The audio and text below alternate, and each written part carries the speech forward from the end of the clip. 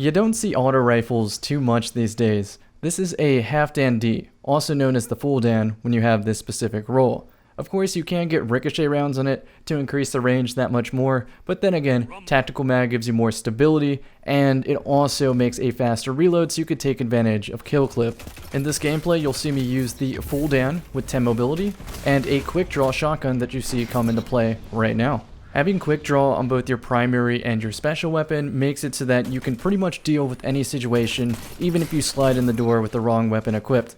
The mod I chose for the Halfdan is the Icarus mod, so I can have better in-air accuracy. I know it seems weird to want in-air accuracy with an auto rifle, but it fires slow enough that I think it warrants it.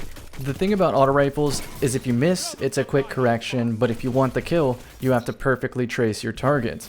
And you'll see me cycle Kill Clip and Inertia Override, that's a perk on Middle Tree Striker Titan, where if I slide over special ammo, I get an increase to damage. So if you combo this with Kill Clip, with Inertia Override, I am hitting 57 to the head, as you see in the background now.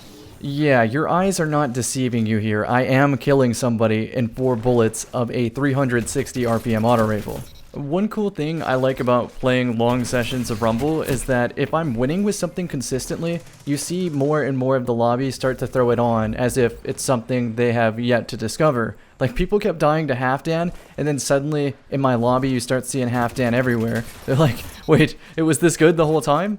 The answer was, yeah, it was. You just, gotta put away the last word in a sniper rifle to find out this kind of stuff. If you can't get your hands on this exact role of the Halfdan, then I recommend using the Suros regime with the Focus Fire perk active so that it resembles a 360 RPM. Unlike the Suros regime, the Halfdan can actually punch pretty hard at ranges that you wouldn't expect. Alright, we are at 41 meters, as you can see. Halfdan will hit 35, take a step up, 36, which is his maximum. Again, take a step back, 35. 41 meters. Now let's compare that real quick to the Rose hand cannon. It's normally hits 68 to the head. 41 right here.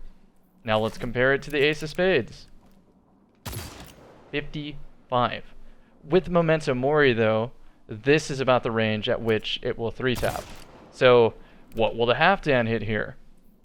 I think it's still going to retain perfect TTK because look at it, 34 damage. And correct I was.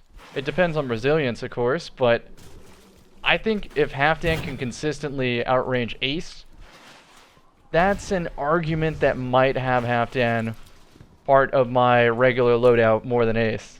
Keep in mind that the Halfdan can also get Ricochet Rounds and a longer range scope, although I probably wouldn't use it over the Holo Scope just because I really like it, and the Holo Scope already provides a lot of extra range. So now that you're familiar with the range of hand cannons and this Halfdan, you'll find that the Halfdan actually fits a nice niche in between pulse rifle range and max hand cannon range. The obvious negative of using an auto rifle over a hand cannon is that your peak shot potential is nearly halved. It's still pretty decent damage, but it could be a lot better.